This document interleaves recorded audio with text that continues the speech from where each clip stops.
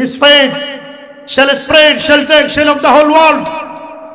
His faith shall have no end, but shall be kept inviolate by God. God has promised to Abraham our father. ঈসা আলাইহিস সালাম বলছেন, সেই নবীর দিন, আনিত দিন, জীবন ব্যবস্থা, তার বিশ্বাস shall take share of the whole world, গোটা বিশ্বময় ছড়িয়ে পড়বে, গোটা বিশ্বময় ছড়িয়ে পড়বে। His faith shall have no end, তার এই জীবন বিধান, তার আনিত ধর্ম, এটা শেষ হবে না। এটা কি হবে না? কিয়ামত পর্যন্ত ফুরাবে না। God has promised to Abraham our father. আল্লাহ পাক আমাদের পিতা ইব্রাহিমকে এই ওয়াদা করেছেন, বাইবেলের বর্ণনা। এই সময় ঈসা আলাইহিস সালামের একজন হাওয়ারি সাথী দাঁড়িয়ে বললেন, O prophet of God, may I do a question to you? ও আল্লাহর নবী, আমি কি আপনাকে একটা প্রশ্ন করতে পারি? আমি কি আপনাকে একটা? ঈসা আলাইহিস সালাম বললেন, ওয়েলকাম করো। তখন তিনি বলতেছেন, after the coming of the messenger of God shall other prophets come. আপনি যে রসুলের কথা বলতেছেন, সেই রসুলের আনিত দিন গোটা বিশ্বময় ছড়িয়ে পড়বে। সেই রসুলের পরে আর কি কোন নতুন রসুল আসবে? Jesus answer, there shall not come after him to prophet sent by God.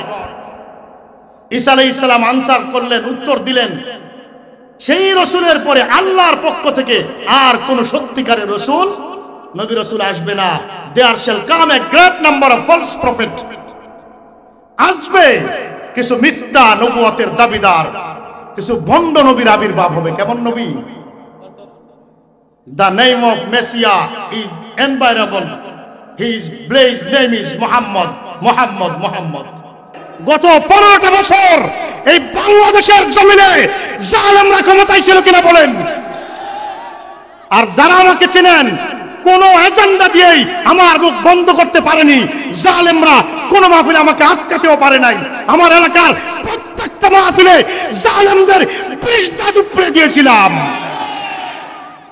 এই জালেমরা ক্ষমতায় থাকবে, আল্লাহর নবী বলেন আসবে জালেমরা, আগেই বলে গেছেন। এরপরে সুম্মা ইয়ারফাহুহা ইদা শাআ ইয়ারফাহা, আল্লাহ পাক এটাকে উঠিয়ে দিবেন যখন আল্লাহ পাকের ইচ্ছা হবে। যখন স্বৈর শাসকেরা উঠে যাবে, এরপরে আল্লাহর নবী ভবিষ্যৎবাণী করেছেন, সুম্মা তাকুনু আল খিলাফাতু আলা মিনহাজিন নবুওয়া, স্বৈর শাসকদের বিদায়ের পর আল্লাহর জমিনে আবারও খিলাফত আলা মিনহাজিন নবুওয়া, আবারও নবুয়তের আদলে খিলাফত, কোরআনের শাসন আবার প্রতিষ্ঠিত হবে।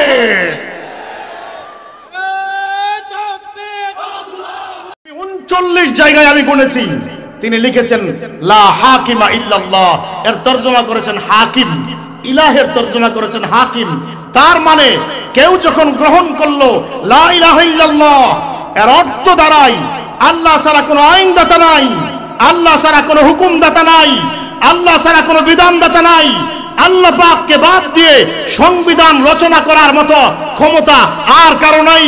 গোটা বিশ্বের সমস্ত রাজত্বের মালিক একমাত্র আল্লাহ, এছাড়া আর কারো হাতে নাই। সার্বভৌম ক্ষমতার মালিক একমাত্র কে? আল্লাহ। তো যখন আমি লা ইলাহা ইল্লাল্লাহ ঘোষণা করলাম, তখনই অর্থ দাঁড়ালো দুনিয়ার কোন মানুষের তৈরি করা আইন আমি মানতে রাজি একমাত্র আল্লাহ ছাড়া। কে ছাড়া? আল্লাহ ছাড়া। এই লা ইলাহা ইল্লাল্লাহ এটা কি আসলে? এই কথাটাই একটু অল্প সময়ে ঘন্টাখানেকের ভিতরে তুলে ধরবো ইনশাআল্লাহ। দেখেন, আসমান এবং জমিনের মাঝে সবচেয়ে রিভলিউশন সৃষ্টিকারী বাণী কথা হলো লা ইলাহা ইল্লাল্লাহ। এর চেয়ে বিপ্লবাত্মক বাণী আসমান এবং জমিনের মাঝে দ্বিতীয় আর একটাও নাই। যখনই নবী এবং রাসূলগণ লা ইলাহা ইল্লাল্লাহর দাওয়াত দিয়েছেন, তখনই বাধা এসেছে। তখনই কি এসেছে? একটা সিঙ্গেল হিস্ট্রি কেউ দেখাতে পারবে না নবী রাসূলগণ লা ইলাহা ইল্লাল্লাহর দাওয়াত নিয়ে কওমের কাছে গিয়েছেন, আর তখনই ফুলের মালা দিয়ে কওমের লোকেরা বরণ করে নিয়েছে। একটা সিঙ্গেল হিস্ট্রি কেউ দেখাতে পারবে না। তো লা ইলাহা ইল্লাল্লাহ এটা তো সকল রাসূলের দাওয়াত, সকল। আল্লাহ তাআলা বলেন ওয়ালাকাদ আরসালনা নূহান ইলা কওমিহি فقال يا قوم اعبدوا الله ما لكم من إله غيره নূহ আলাইহিস সালাম দাওয়াত দিলেন, ও আমার সম্প্রদায়, আল্লাহ পাকের ইবাদত করো, আল্লাহ পাক ছাড়া তোমাদের আর কোনো ইলাহ নাই। ওয়া ইলা মাদিয়ান আখাহুম শুআইবা قال يا قوم اعبدوا الله ما لكم من إله غيره। শুআইব আলাইহিস সালাম একই দাওয়াত দিলেন, আল্লাহ পাককে বাদ দিয়ে তোমাদের আর কোনো ইলাহ নাই, ইলাহ একমাত্র আল্লাহকে, একমাত্র ইলাহ হলো তোমাদের আল্লাহ। ওয়া ইলা সামুদ আখাহুম সালিহা قال يا قوم اعبدوا الله ما لكم من إله غيره। সালেহ আলাইহিস সালাম তার জাতিকে তিনি দাওয়াত দিলেন, আমার সম্প্রদায় দাসত্ব করো একমাত্র আল্লাহ পাকের, তিনি ছাড়া তোমাদের আর কোনো ইলাহ নাই। ওয়া ইলা আদিন আখাহুম হুদা قال يا قوم اعبدوا الله ما لكم من إله غيره। একই দাওয়াত কিনা বলেন, তোমাদের আল্লাহ ছাড়া আর কোনো ইলাহ নাই। সকল নবী রাসূলগণের দাওয়াত ছিল একটা। যখনই নবী রাসূলগণ এই কথাটা বলেছেন, তখনই বাধা এসেছে নাকি আসে নাই? কথা বলেন না কেন? কারণটা কি? যখন আপনি ঘোষণা করলেন আল্লাহ ছাড়া কোনো আইনদাতা নাই, কোনো বিধানদাতা নাই, কোনো হুকুমদাতা নাই, তাহলে সংসদ ডক্টর কামালের তৈরি করা সংবিধান দিয়ে চালানোর কোনো অধিকার আছে? কথা বলেন না কেন? সংসদ চলবে কার আইন দিয়ে? আল্লাহর আইন দিয়ে। আমরা কিছু সময় মসজিদে ইবাদত বন্দেগী করলাম, 1 ঘন্টা 1.5 ঘন্টার মতো সর্বোচ্চ 5 ওয়াক্তে মিলিয়ে। এই 1 ঘন্টা আমরা ইবাদত করব আল্লাহ পাকের, বাকি 22 ঘন্টা শয়তানের ইবাদত করব নাকি? তাহলে জীবনের প্রতিটা পদে পদে আমি আইন মানব কার? আল্লাহর। এই মহাবিশ্ব সৃষ্টি করেছেন কে? সুতরাং আইন চলবে আপনার ফ্যামিলি, আপনার ফ্যামিলি, আপনার ফ্যামিলিতে আমার আইন চলবে? কথা বলেন, চলবে না। আর এই মহাবিশ্ব আল্লাহর শুধু ফ্যামিলি না আল্লাহ পাকের সৃষ্টি সবাই? সেখানে কি আরেকজনের আইন চলতে পারে? আপনি আপনার ফ্যামিলির প্রধান কর্তা। একটা সন্তানকে আপনি নিজের হাতে সৃষ্টি করেন নাই, আপনি মাত্র মাধ্যম। এতেই আপনার পরিবারে অন্যের আইন চলবে না। আর যে আল্লাহ পাক নিজ হাতে তৈরি করেছেন, তার সৃষ্টির উপর মানুষের তৈরি করে আইন কি করে চলতে পারে? কথা বোঝাতে পেরেছি? আলা লাহুল খালকু ওয়াল আমর। আল্লাহ পাক বলেন সাবধান, সৃষ্টি যার, আইন চলবে। ইনিল হুকমু ইল্লা লিল্লাহ। একমাত্র আল্লাহ পাকের হুকুম ছাড়া আল্লাহর জমিনে আর কারো হুকুম চলতে, আদালত চলবে কার আইনে? আল্লাহর আইনে। এই কথাটা লা ইলাহা ইল্লাল্লাহর কথা। এটা যখন আমি লা ইলাহা ইল্লাল্লাহ বুঝলাম না, আমার অবস্থা কি হবে? আমি বস্তুবাদীদের পিছনে স্লোগান দিলাম, মানুষের তৈরি করা আইন দিয়ে যারা দেশ চালাবে তাদের পিছনে স্লোগান দিলাম। আমি লা ইলাহা ইল্লাল্লাহ স্বীকার করেছি ঠিক, কিন্তু এর সাথে মুনাফিকি করা হচ্ছে কিনা? কথা বলেন না কেন? মুনাফিকদের কাজ একরকম, ঘোষণা আরেক রকম। কাজ একরকম, ঘোষণা দিলাম লা ইলাহা ইল্লাল্লাহ, আল্লাহ ছাড়া কারো আইন মানি না, কিন্তু আন্দোলন করলাম এমন একটা দলের সাথে যারা মানুষের তৈরি করা আইন দিয়ে রাষ্ট্র চালানোর জন্য জিন্দেগি কুরবান করে দেয়। জিন্দেগি কি করে দেয়? কুরবান করে দেয়। তো লা ইলাহা ইল্লাল্লাহ বুঝিয়ে বললে বাধা আসবেই, বুঝিয়ে বললে বাধা আসবেই। একটা উদাহরণ নেন, বঙ্গভবন, গণভবন, সেক্রেটারিয়েট, পার্লামেন্ট, কোন একটার সামনে আপনি দাঁড়িয়ে আপনি যদি জিকির করতে থাকেন লা ইলাহা ইল্লাল্লাহ, কিসের জিকির?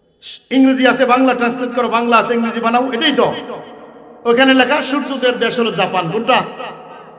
কিন্তু সূর্যোদয়ের দেশ হলো ফিজি আইল্যান্ড, ফিজি, যার রাজধানী সুবা।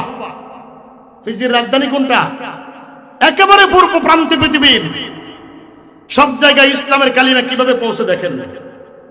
এই ফিজিতে রয়েছে ইন্টারন্যাশনাল ডেডলাইনস, আন্তর্জাতিক তারিখ রেখা। আন্তর্জাতিক ফিজিতে এই আন্তর্জাতিক তারিখ রেখা, কথার কথা মনে করেন এটা আন্তর্জাতিক তারিখ রেখা। এটাকে আপনি যদি, আমি যেভাবে বসেছি এইভাবে দাঁড়ান, আপনার এক পায়ে হবে শুক্রবার, আরেক পায়ে হবে শনিবার, এক পায়ে 1 তারিখ, আরেক পায়ে 2 তারিখ হয়ে যাবে। এই জায়গাটা ফিজিতে। কোথায়?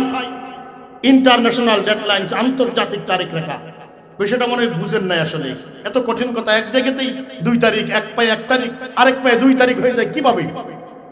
কথার কথা বুঝার জন্য যতটুকু আমার তখন হাত আছে আর কিচ্ছু নাই। পৃথিবীটা মোটামুটি গোলাকার। মোটামুটি কেমন? গোলাকার। ধরেন এটা যতটুকু পারলাম, খেয়াল করেন মনোযোগ দিয়ে, কিছু শিখে যেতে পারবেন। ধরেন এখান থেকে সূর্য উদয় শুরু হয়, কথার কথা।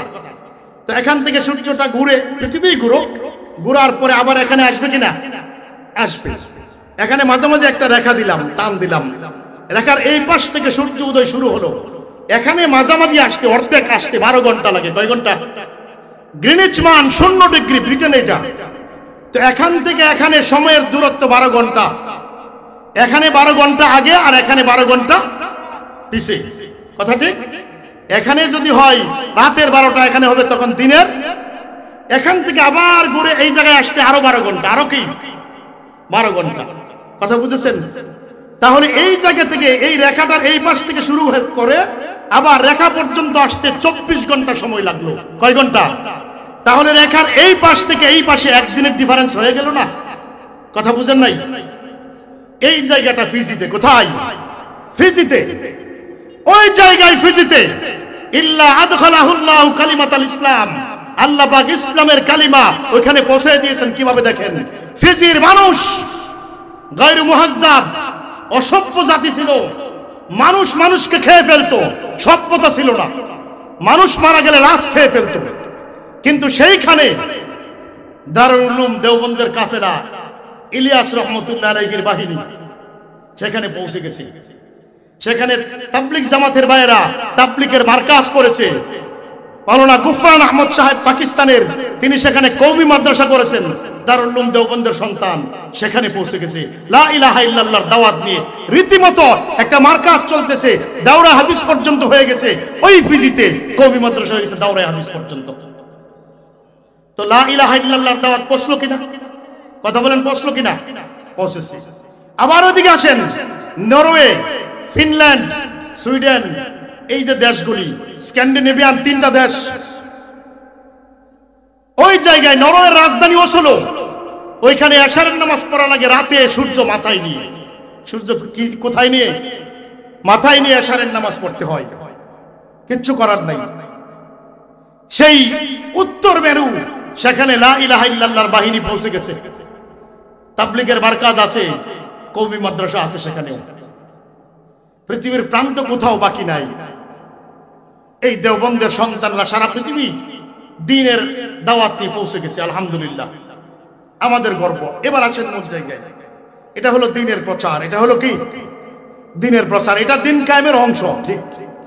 কিন্তু এটাই দ্বীন কায়েম না, এটাই দ্বীন কায়েম নয়।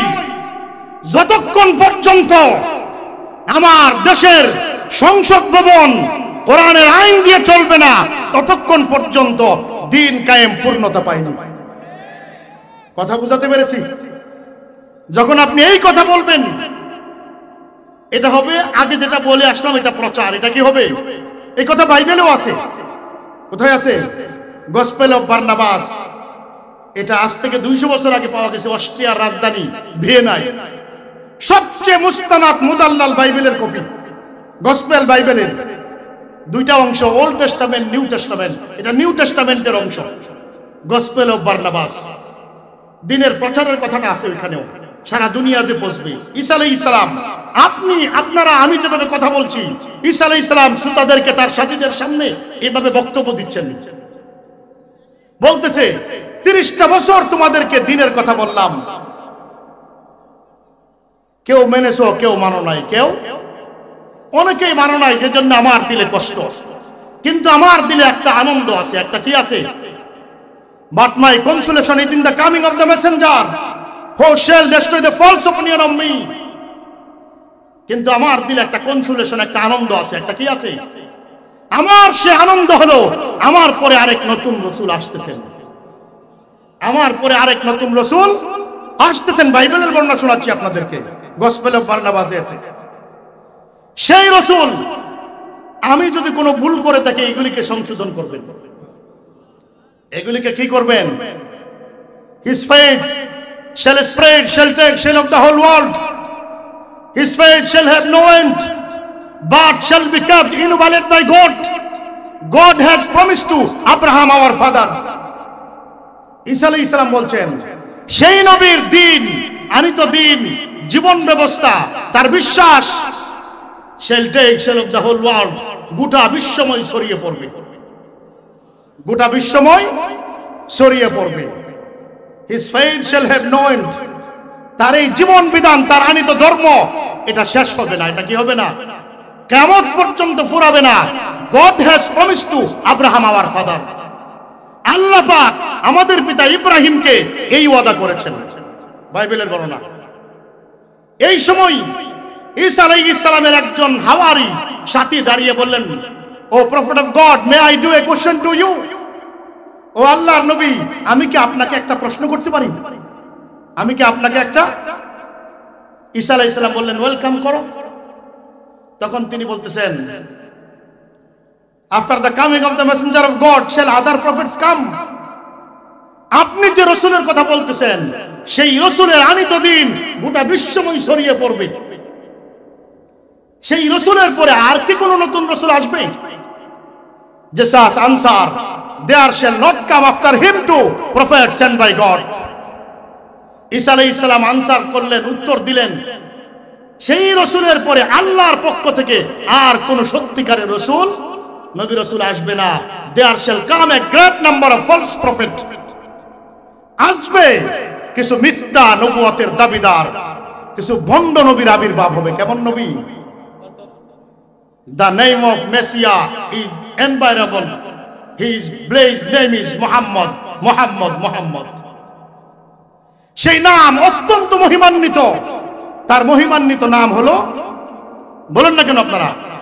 বাইবেলের বর্ণনা শোনাচ্ছি আপনাদেরকে। এরপরে ঈসা আলাইহিস সালাম বলেন, when he had created his soul, আল্লাহ পাক placed a celestial splendor. আল্লাহ পাক যখন সেই রাসূলের রূহটা তৈরি করলেন, এক জৌলুসপূর্ণ জায়গায় সেই রাসূলের রূহটা আল্লাহ পাক রেখে দিলেন। অর্থাৎ আরশে আজিমে। কোথায়?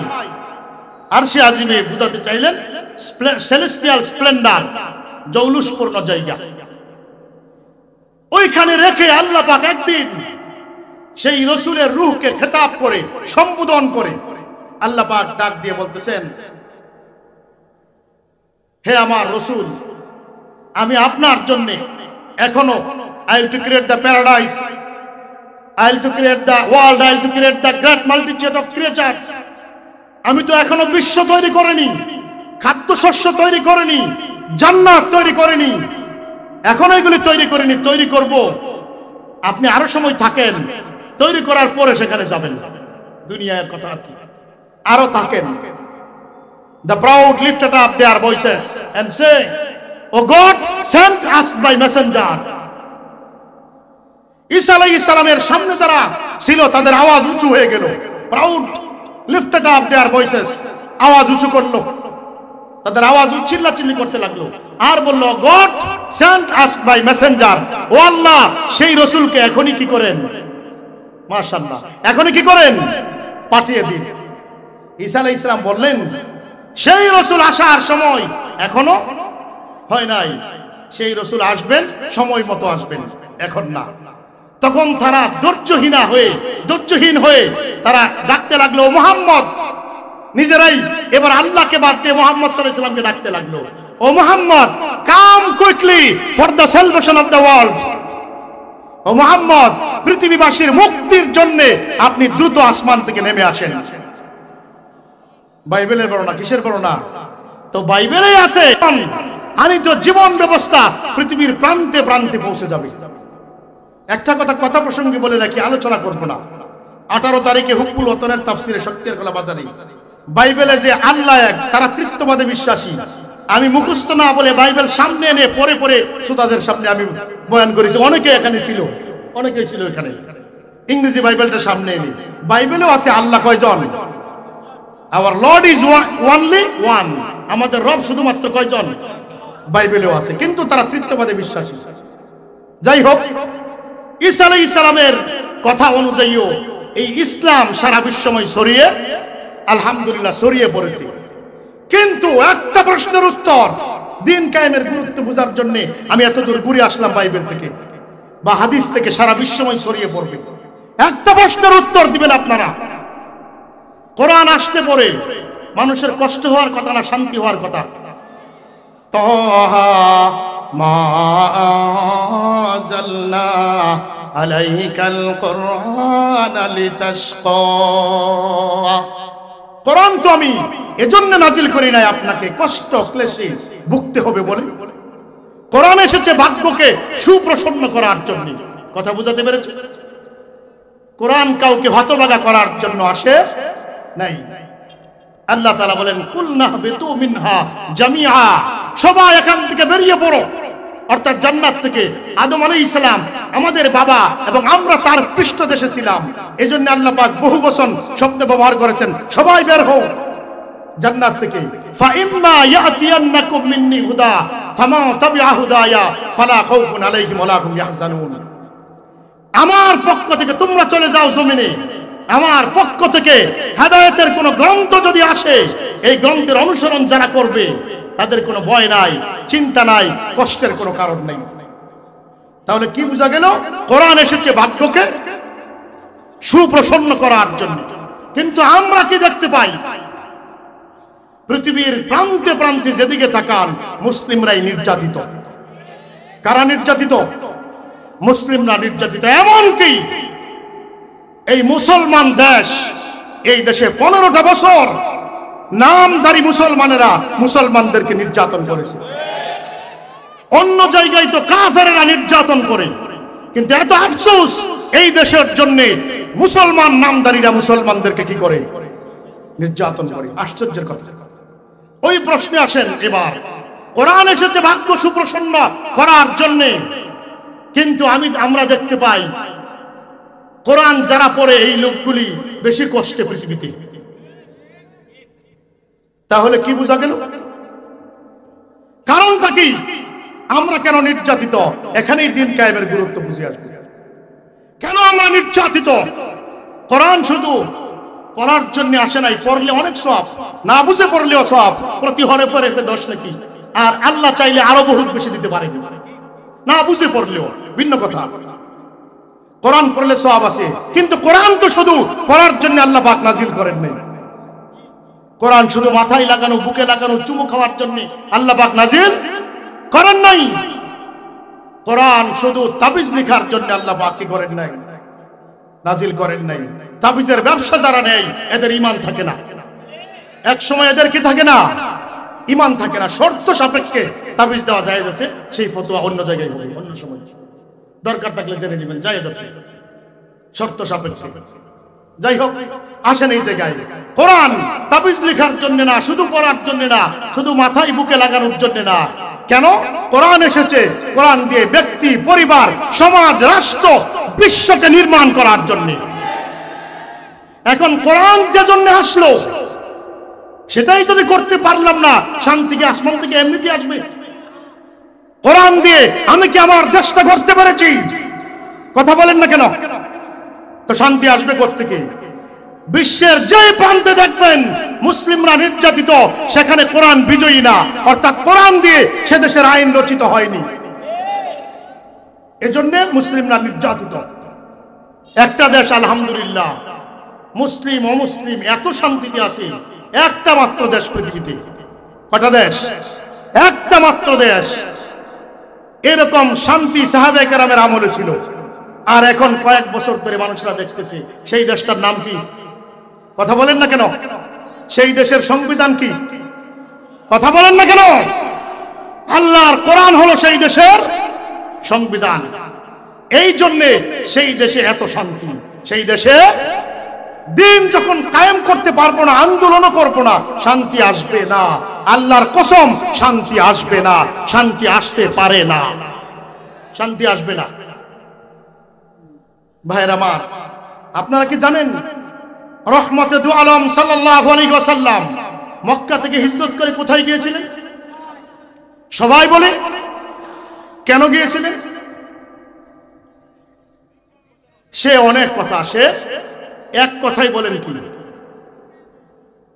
এটা এখন আমার ওয়াজের টানে টানে এটা বলতেছেন, বুঝে আর না বুঝে, বুঝে আর ওয়াজের তালে তালে বলতেছেন। আলহামদুলিল্লাহ, কথা সত্য, কথা কি সঠিক, রাইট আনসার। তবে আমি স্টাইল করে বলি না, রাইট আনসার যা আছে তাই, শর্ট এন্ড শর্ট, এই সিস্টেমে বলি না। ভাঙ করে কথা বললে সমস্যা আছে। কি সমস্যা আছে জানেন? মান তাআল্লামা সরফাল কালামি লিয়াসরিফা বিহি উজুহান নাস ইলাইহি লাম ইয়াজিদ রিহাল জান্নাহ। যে ব্যক্তি স্টাইল করে কথা বলবে, স্টাইল করে, আর্ট করে, কি করে? আর্ট করে, যে মানুষ আমার কথাগুলি বুঝে আমার প্রতি একটা আকর্ষণ আসবে, আমার প্রতি কি আসবে? আকর্ষণ বাড়বে, মাহফিল অনেক বাড়বে, বা ইত্যাদি যে কোনটা, সে ব্যক্তি জান্নাতের ঘ্রাণও পাবে না। সুতরাং স্টাইল করে কথা না বলাটাই নিরাপদ। যারা স্টাইল করে কথা বলে তারা জান্নাতের ঘ্রাণ পাবে না, আমি এই কথা বলছি না। তাদের দিল তো সঠিক থাকতে পারে, আমি কি জানি তার দিলের খবর? দিল তো সঠিক থাকতে পারে। যদি এসে যায় স্টাইল করে কথা বলবো, জনপ্রিয়তা বাড়বে, জান্নাতের ঘ্রাণও পাবে না। জান্নাতের কি পাবে না? আমি একসময় বুঝতাম, ওই যে ফয়জুল করিম সাহেব একটা হাবা বাগাবার মতো কথা বলে, দেখো তো কথা বলে, শুদ্ধ ভাষায় বলে না, কিভাবে কথা বলে। একসময় এই হাদিস পড়ে বুঝতাম আলহামদুলিল্লাহ তারা এই রূপ থেকে নিরাপদ থাকবে। এই রূপ থেকে কি থাকবে? স্টাইল করে কথা বলে না, অশুদ্ধ ভাষায়, বরিশালের ভাষায়, নিজের এরিয়ায় কথা বলে। তবে এটা ঠিক, সকল নবীগণ শুদ্ধভাষী ছিলেন। সকল নবীগণ কি ছিলেন? আনা আফসাহুল আরব, আই এম মোস্ট এডুকেটেড। আল্লাহ রাসূল বলেন, ইন মাই ল্যাঙ্গুয়েজ, আমার আরবি ভাষায় আমি সবচেয়ে বেশি শিক্ষিত। আল্লাহ রাসূল বলেন, কে বলেন? আল্লাহ রাসূলের কথা সাহিত্যপূর্ণ কথা ছিল। সকল নবীগণের কথা সাহিত্যপূর্ণ ছিল। এটা সুন্নাত, এটা কি? কিন্তু কেউ যদি স্টাইল করে এত কিছু না করে, দোষের দিবেন না তার দিকে, বরং তিনি ভালো আছেন, নিরাপদে আছেন। কিভাবে আছেন? এবার আসেন এই জায়গায়, যে দিন কায়েমের জন্য আল্লাহ রাসূলকে মক্কা থেকে মদিনায় নেওয়া হয়েছিল। বলে এর দলিল কি? আল্লাহ রাসূলকে মক্কা থেকে মদিনায় নেওয়া হয়েছিল দিন কায়েমের আন্দোলনের জন্যই, দিনকে প্রতিষ্ঠা করার জন্য। এর দলিল কি? দলিল হলো, ভাই আমার মোবাইলটা দেন দেখি।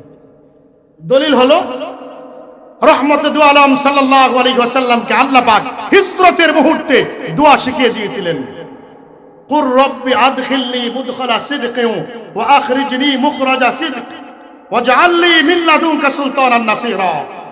খেয়াল করেন, হিজরতের সময় আল্লাহ পাক দোয়া শিখিয়ে দিলেন, নবী আমার কাছে আপনি দোয়া করুন, রব্বি আদখিলনি মুদখালা সিদক। হিজরতের মুহূর্তে মদিনায় আপনি আমাকে সত্যের সাথে প্রবেশ করান, মক্কা থেকে সত্যের সাথে বের করেন। ওয়াজআলনি মিন লাদুনকা সুলতানান নাসীরা। তাফসীরে রুহুল মানি খুলেন, এই আয়াতের ব্যাখ্যায় তোমার পক্ষ থেকে সুলতানান নাসির, রাষ্ট্রীয় পাওয়ার তুমি আমাকে দান করো। কেমন পাওয়ার? রাষ্ট্রীয় পাওয়ারের জন্য নবী হিজরতের মুহূর্তে তুমি আমার কাছে দোয়া করো। কে শিখিয়ে দিলেন দোয়া? কোরআনে কারীম তার দলিল। চিন্তা করেন, রাষ্ট্রীয় পাওয়ার দেওয়ার জন্যই আল্লাহ পাক তার রাসূলকে মক্কা থেকে কোথায় নিয়েছেন? হিকমত অসংখ্য, এটা ভিন্ন কথা, কিন্তু মূল একটা কারণ, মৌলিক কারণ, রাষ্ট্রীয় পাওয়ার দেওয়ার জন্য। কি দেওয়ার জন্য? রাষ্ট্রীয় পাওয়ার দেওয়ার জন্য। একটু ভেবে দেখেন, চিন্তা করেন, মদিনার জিন্দেগিতে 13টা বছর রহমতে দু আলম সাল্লাল্লাহু আলাইহি ওয়াসাল্লাম কাফেরদেরকে দাওয়াত দিলেন। কত ধৈর্যই না ধরেছেন, তাই না? কত ধৈর্যই না ধরেছেন। কিন্তু 13 বছরের ফলে মুসলমান কয়জন? 500 না, কয়জন না? 500 নয়। যখনই আল্লাহ পাক দোয়া শিখিয়ে দিলেন, মদিনায় আসলেন, আল্লাহ রসুল মদিনার প্রেসিডেন্ট হয়ে গেলেন। মদিনার কি হয়ে গেলেন? প্রেসিডেন্ট হয়ে গেলেন। আল্লাহ রসুল মদিনা রাষ্ট্রের প্রেসিডেন্ট। মদিনা কেন্দ্রিক রাষ্ট্র গঠিত হলো। ইসলামী আইন চলবে। কিসের আইন? ইসলামী আইন চলবে। দেখেন, মদিনায় ছিলেন 10 বছর। কয় বছর? 10 বছরে মুসলমানের সংখ্যা লক্ষাধিক।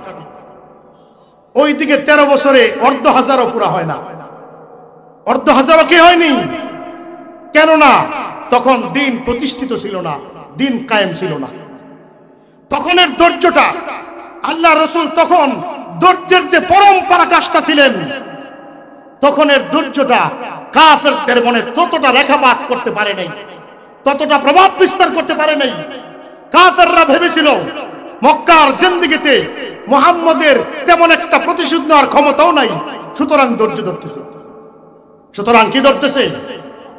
কিন্তু মদিনায় যখন আল্লাহ রসুল সাল্লাল্লাহু আলাইহি ওয়াসাল্লাম প্রেসিডেন্ট হয়ে গেলেন, এবার তিনি মক্কায় আসলেন।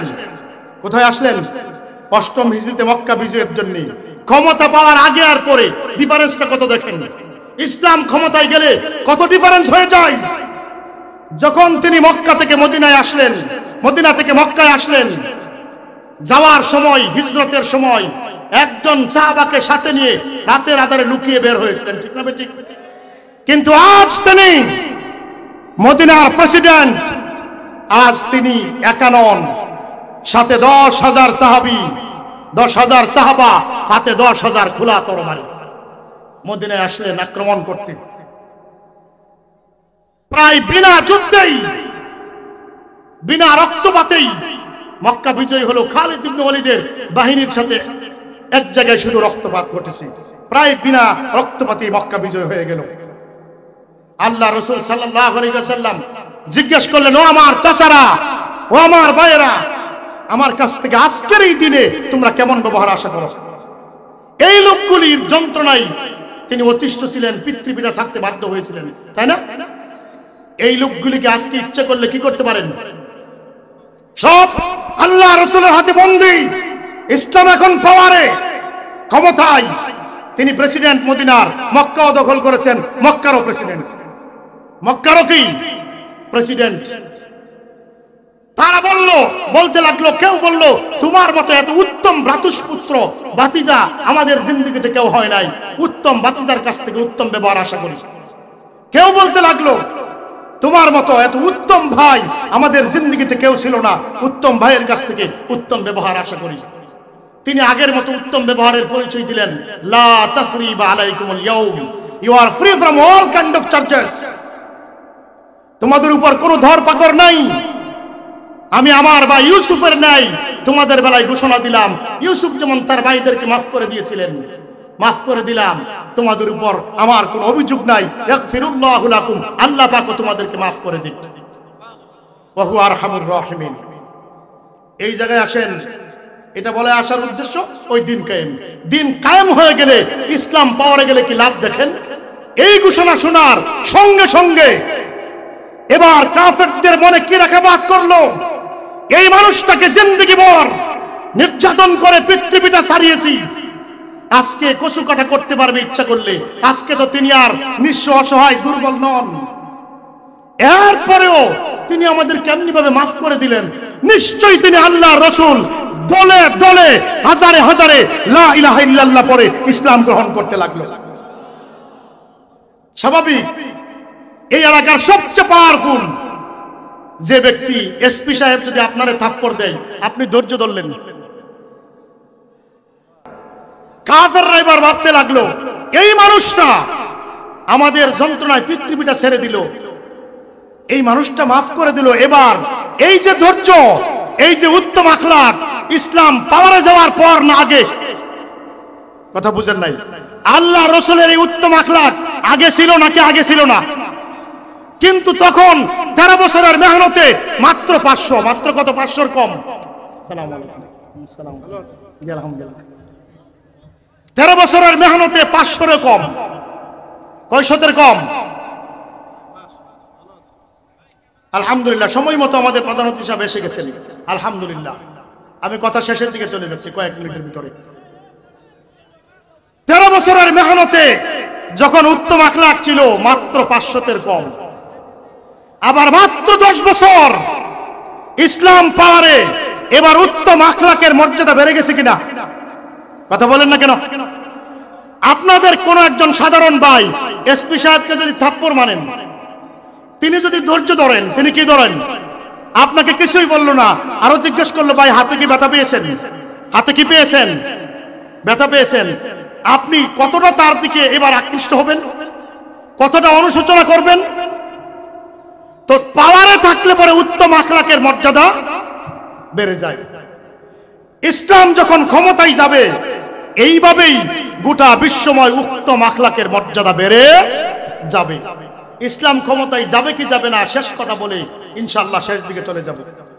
একটা হাদিস শুনেন ভাই, আপনারা কথা বন্ধ করেন, আপনারা কথা বন্ধ করেন, কথা বন্ধ করেন। আমার সময় আছে আরো 12 মিনিট, তবে নিব না, হাদিসটা বলেই ছেড়ে দিব। সবাই কথা বন্ধ করেন। ইসলাম ক্ষমতায় যাবে কি যাবে না শুধু এই কথাটা বলে হাদিসটা বলেই চলে যাবো, যেন ইসলামী আন্দোলনের কর্মী যারা তাদের প্রাণের সঞ্চার হয়। তাদের কিসের সঞ্চার হয়?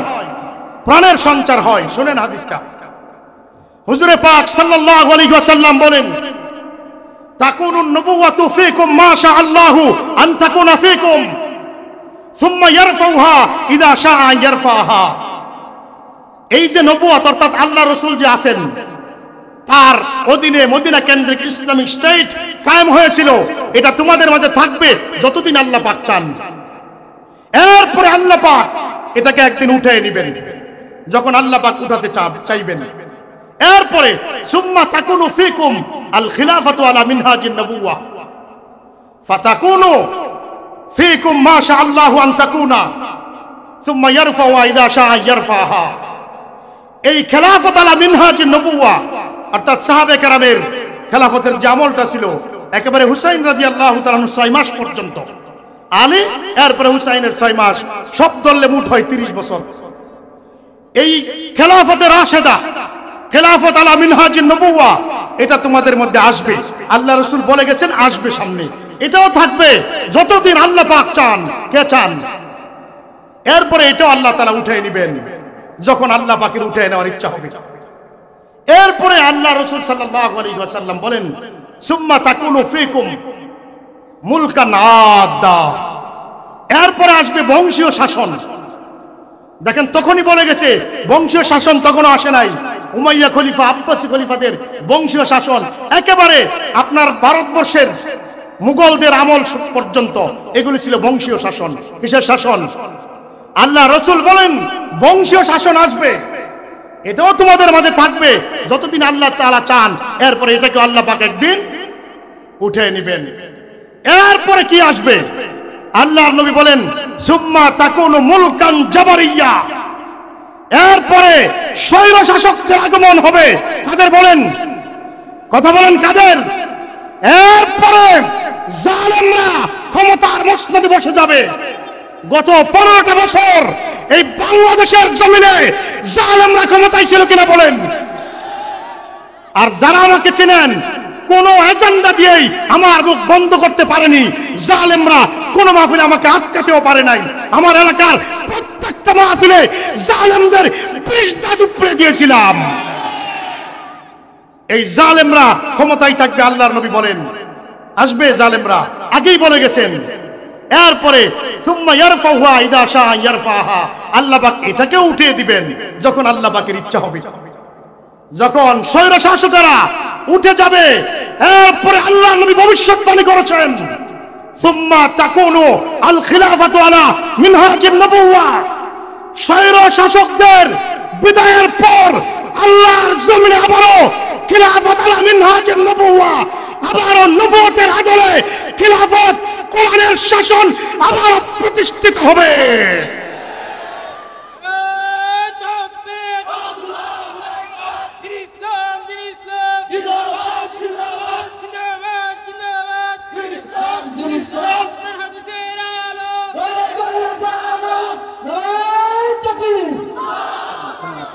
লাগবে না, থামেন থামেন। শুনেন ভাইরা, তাহলে আবারও খেলাফতের সময় সামনে আসতেছে কিনা? আসতেছে তো। নির্বাচনের সময় নিম গাছ লাগাবেন। কি গাছ লাগাবেন? আর নির্বাচনের পরে এখান থেকে আপনার আশা করবেন আপেল আঙ্গুর। এখান থেকে কি আশা করবেন? চুরি করে ফেলছে, ঘুষ খেয়ে ফেলছে, দুর্নীতি করতেছে। নির্বাচনের সময় লাগাবেন নিম গাছ, বড়ই গাছ, আর পরে আশা করবেন আপেল আঙ্গুর বেদানা। কথা ঠিক হবে না তো? শেষ কথা বলে যায় ইসলামী আন্দোলনের কর্মীদের জন্য, আপনাদের মনোবল হবে এমন, যতদিন পর্যন্ত আন্দোলনের পথে চলতে পারি চলবো, যখন চলতে পারবো না জালেমরা পথ রুদ্ধ করে দেবে, হামাগুড়ি দিয়ে চলবো। তাও যদি চলতে না পারি, শুধু গন্তব্যের দিকে, ইসলামী রাষ্ট্র কায়েমের গন্তব্যের দিকে তাকিয়ে থাকবো, যতক্ষণ চক্ষু স্থির না হয়, চোখ যতক্ষণ সচল থাকে, গন্তব্য পানে দুটি চোখ দিয়ে তাকিয়েই থাকবো ইনশাআল্লাহ। নাসরুম মিনাল্লাহি ওয়া ফাতহুন করিব। মেহমানকে কষ্ট দেওয়ার জন্য দুঃখিত। আসসালামু আলাইকুম।